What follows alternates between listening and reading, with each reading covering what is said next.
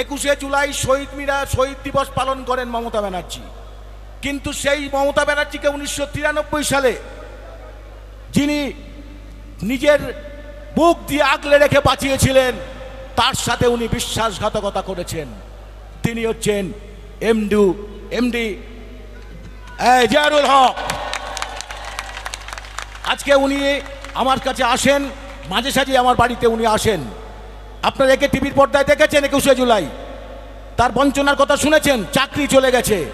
তিনি কিভাবে বিশ্বাসঘাতকতা করেছেন ওনার সাথে, আমরা তাকে উত্তরী দিয়ে সম্বর্ধিত করব। উত্তরীয় পরিয়ে দিচ্ছেন আমাদের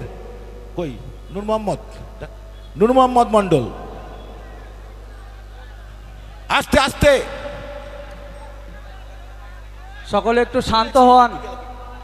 আপনাদের কাছে বিশেষ অনুরোধ, আপনারা একটু শান্ত শিষ্টভাবে আপনারা নিজ নিজ আসন গ্রহণ করুন। আমাদের এই এমডি সিরাজুল হক মণ্ডল, যাকে টিভির পর্দায় আপনারা দেখেছেন, যিনি মমতা ব্যানার্জিকে বাঁচিয়েছিলেন, তাহলে মমতা মরে যেতেন। সেই সিরাজুল হক মণ্ডল আমার বন্ধু, তিনি প্রায় আমার বাড়িতে আসেন। আমি তাকে বলেছিলাম, ভাইজান আসছেন, আজকে আসবেন নাকি? চলে এসছেন, আবেগে চলে এসছেন। তাকে সম্মান জানানো আমাদের দায়িত্ব। হ্যাঁ, এটা তো তোরা ঠিক করবি।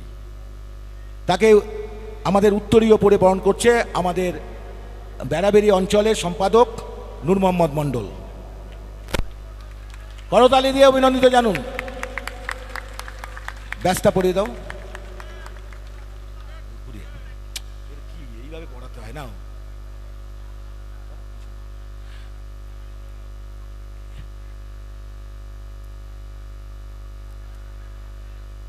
দাদা আমাদের দলে জয়েন করেননি, এটা ঘটনা, কিন্তু দাদা আমাদের সাথে আছেন। বাকিটা ইতিহাস। ফুলের তোড়াটা তুলে দিচ্ছেন আসগার আলী। সিরাজুল ভাই ফুলের তোড়াটা নাও। আমাদের প্রিয় মানুষ, এবং উনি নওশাদ ভাইকে প্রচণ্ড ভালোবাসেন, এবং বিধানসভায় ওনার কথা তোলার জন্য উনি নওশাদ ভাইয়ের সাথে যোগাযোগ করেছেন এবং আমাদের সাথে আছেন। বাকিটা আগামী দিন কথা বলবে। দু এক কথা বলবেন সিরাজুল ভাই?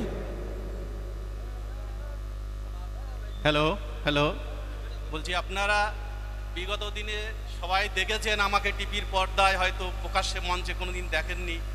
মানে যে দিদি এখন বর্তমানে মাননীয় মুখ্যমন্ত্রী মমতা ব্যানার্জি, উনি তখন কংগ্রেসের যুবনেত্রী ছিলেন। মানে তখন 21শে জুলাই সচিত্র পরিচয়পত্রের আন্দোলনে উনি রাইটার্স অবরোধের ডাক দিয়েছিলেন।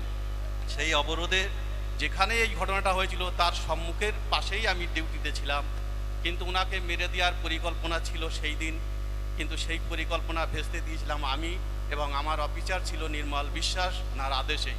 তারপরে আমি বাম সরকারের জনরোষের মুখে পড়ে আমার চাকরি চলে যায়। বিগত দিনে দিদি অনেকবারই মানে ডেকেছে আমাকে, 19 সালে ডেকেছে, 18 সালে ববি হাকিম ডাকলো, 23 সালে নবান্নে ডেকে আমাকে গিফট দিয়েছিল, প্লাস আমার সঙ্গে ফটোও দেখেছেন আপনারা বিগত মানে খবরের কাগজে বা ইসে।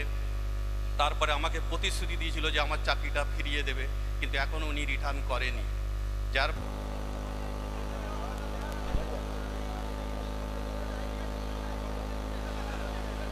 বলছি আমি বেশি কথা বলতে চাই না। তাপসদার সঙ্গে আমার একটা ভালো সম্পর্ক।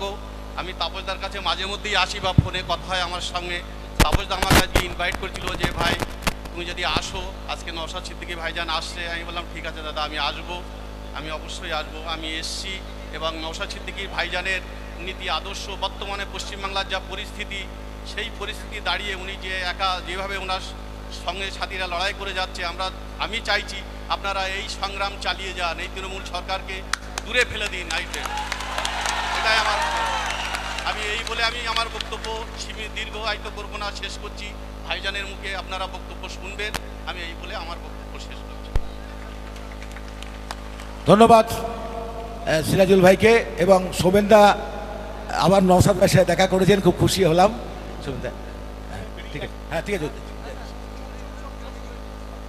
এবার আমাদের প্রিয় বিধায়ক এবং চেয়ারম্যান নওশাদ সিদ্দিকী ভাইজান এই মুহূর্তে পশ্চিমবঙ্গ এবং তথা ভারতবর্ষের যদি সত্যিকারের একজন জননেতা হয়ে থাকেন, সেটা নওশাদ সিদ্দিকী ভাইজান। সেই নওশাদ সিদ্দিকী ভাইজানকে এখন প্রথমেই তার ছবি, হাতে আঁকা ছবি তুলে দেবেন দিলবার মণ্ডল। নসাদ ভাই ভাইজান এখানে দিলবার মণ্ডল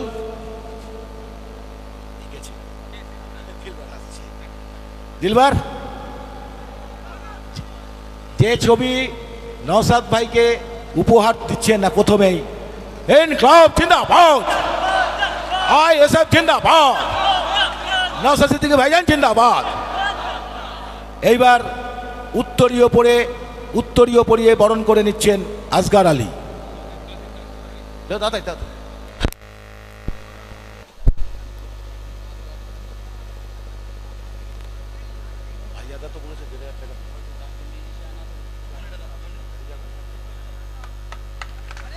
ইনকলাব জিন্দাবাদ।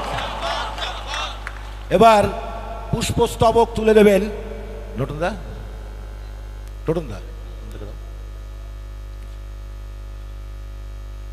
আমাদের এইখানটায় যাও। ইনকলাব জিন্দাবাদ, আইএসএফ জিন্দাবাদ। এবার ব্যাচ পরিয়ে দেবেন সাইফুল।